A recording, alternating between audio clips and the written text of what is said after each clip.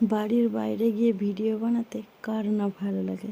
প্রাকৃতিক পরিবেশে মনোরম দৃশ্য খুবই ভালো লাগে, কিন্তু বাড়ির বাইরে আমাকে কেউ নিয়ে যায় না গো। যখন নিয়ে যায় তখন ভিডিও বানাই।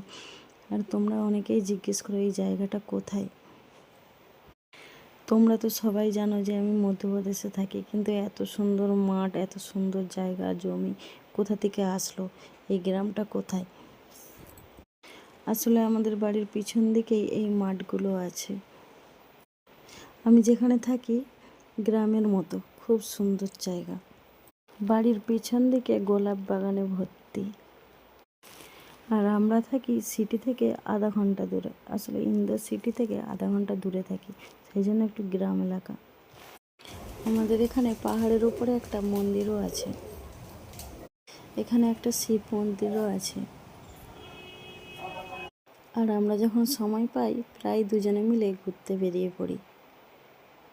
সরি, দুজন বলাটা ভুল, তিনজনে মিলে। আসলে রিকিটা যাবে কোথায়, তাই ওকেও নিয়ে ঘুরতে বেরিয়ে পড়ি। আর আমাদের ভিডিওটা কেমন লাগলো অবশ্যই জানাবে। টাটা সবাইকে।